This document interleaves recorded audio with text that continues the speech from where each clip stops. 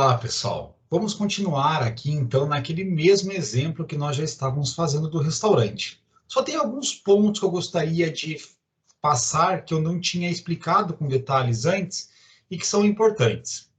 Então, o primeiro deles é sempre lá em File, nós vimos aqui em Preferences, e na parte de Distance, marcar essa opção aqui Set to Zero. Provavelmente, quando vocês abrirem lá um modelo, vão estar aqui para fazer alguma coisa de ajustar fluxo, alguma coisa nesse sentido. Você pega e simplesmente marca aqui o set to zero para fazer com que todas as distâncias sejam iguais a zero. Se nós não fizermos isso, esse deslocamento aqui, cada um deles é considerado dentro do nosso modelo. Então, sempre ali por padrão, pegar e marcar para definir as distâncias para zero.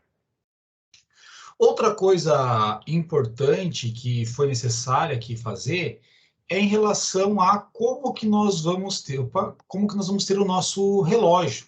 Então, lá no Data Rules, em Properties, a gente vai marcar o seguinte, que nós vamos fazer a simulação em dias, que temos um dia por semana, só nos interessa aqui para um dia.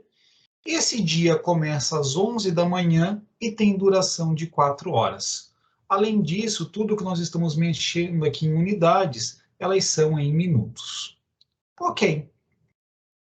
Bom, agora aqui na nossa situação da chegada, eu vou fazer ela de uma maneira mais ideal possível. Vou colocar que chegam ali entre 11 e meio-dia, né? Tanto das 11 às 11h30, quanto 11h30 ao meio-dia, 30 pessoas a cada meia hora, que seriam 60 por hora. Aqui entre meio-dia e 1h35 a cada meia hora, ou seriam 70 por hora. E nos outros horários aqui, 30 a cada meia hora.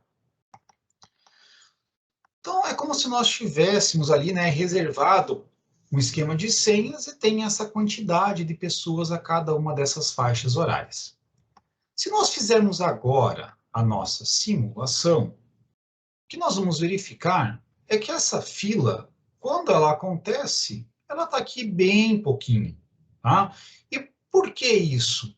Se nós pegarmos ali aquela nossa capacidade de 72 por hora, nós estamos sempre aqui abaixo dela, e essa parte de que chega a acontecer, né, de alguns momentos fazer a fila, embora a gente veja que o tempo em fila aqui ele é bem menor, a média foi 1,45, quem ficou mais ficou 8,13, é porque esses intervalos aqui na chegada, eles acabam tendo alguma aleatoriedade.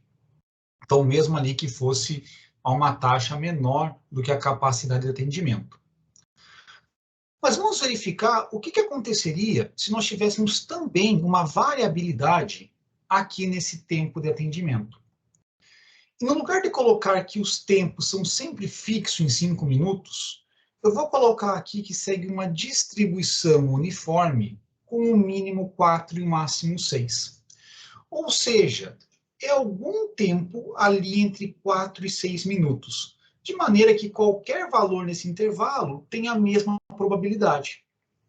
Com isso, se nós tivermos uma sequência de atendimentos com tempos maiores, deve ocorrer uma fila naquele momento.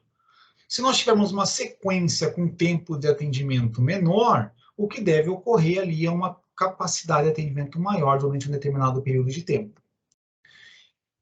Então, nós vamos analisar esse comportamento aqui em fila, que antes ali chegava a ter 8 no máximo, agora aqui teve 11.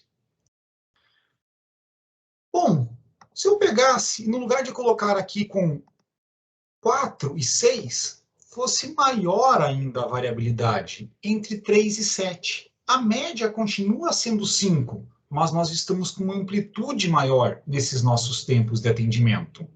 O que nós vamos verificar aqui é que essa quantidade em fila, ela tende ali a ser maior. E agora nós temos uma característica aqui, que essa presença de aleatoriedade nos dados de entrada, ela gera uma aleatoriedade aqui nos dados de saída também para nós. E isso daqui acaba levando à necessidade de outros tipos de análise.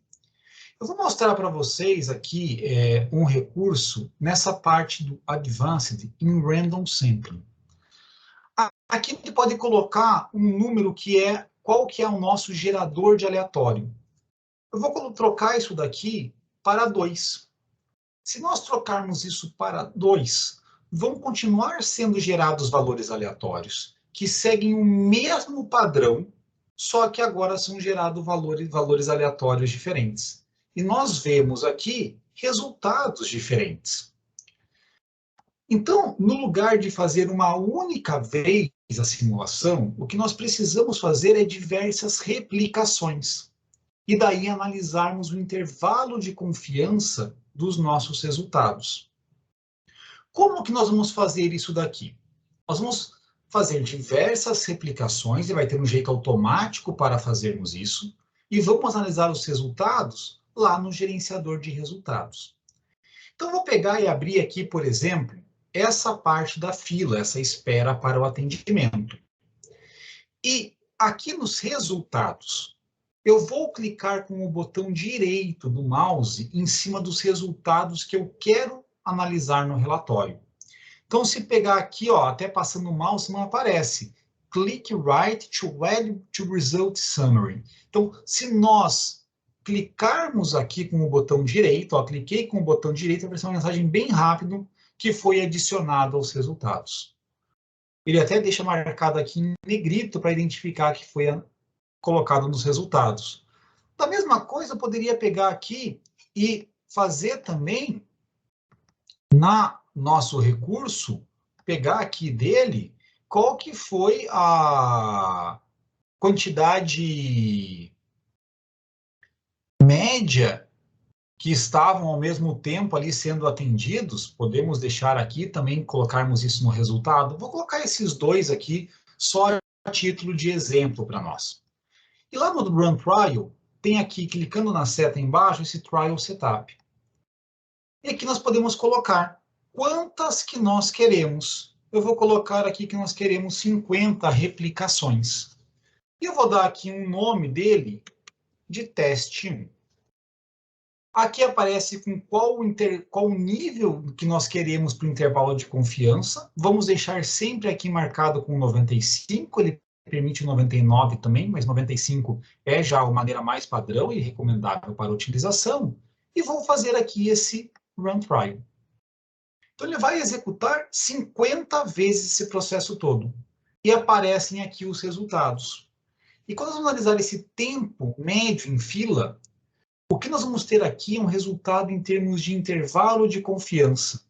É aquela mesma coisa que aparece quando nós pensamos lá nas pesquisas eleitorais, né? Aparece o candidato A, tem tal percentual de voto com tal margem de erro. Aqui é a mesma coisa. O nosso tempo médio em fila é de 1 minuto e 19, com uma margem de erro aqui de praticamente 0,1. Então, no intervalo de confiança dele é entre 1,09 e 1,28. Não é exatamente aqui o mesmo valor, só por causa de arredondamento, tá? Mas, se tivéssemos aqui com mais casas de precisão, seria exatamente aqui a mesma distância, tá? A mesma diferença aqui do limite superior para a média e do limite inferior para a média.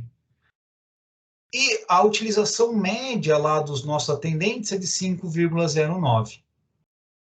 E isso daqui, então, nós temos essa análise aí para o nosso teste 1. Tudo bem. E se no lugar aqui, então, de ter que é uniforme entre 3 e 7, nós fizéssemos aquele outro cenário que eu tinha colocado antes, entre 4 e 6. Se nós fizéssemos isso daqui, eu quero rodar aqui o Run Trial, e vou chamar isso aqui de nosso teste 2, e colocar para realizar as 50 replicações, nós temos aqui o resultado.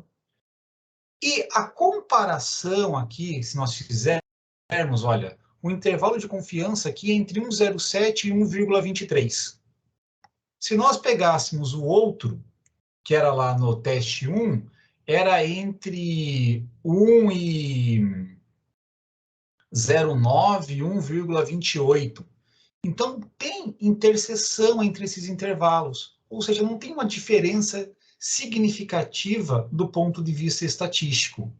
Então, é um sistema que, como ele tem essa folga, né, que ele consegue atender ali 288 durante as 4 horas, e chegam 250 pessoas, ele permite com que essa variabilidade aqui, de ser ali entre 3 e 7, ou entre 4 e 6, não afete muito. Agora, quanto mais perto fosse a capacidade em relação à chegada, aí maior seria essa influência que nós teríamos devido a esse aumento da variabilidade. Então, o fato de nós termos o excesso de capacidade, ele ajuda também a fazer com que o sistema fique menos sensível a essas variabilidades aqui no tempo de atendimento. Então, aqui nós temos exatamente esses nossos resultados aí para análise. Poderíamos fazer outras brincadeiras aqui em cima.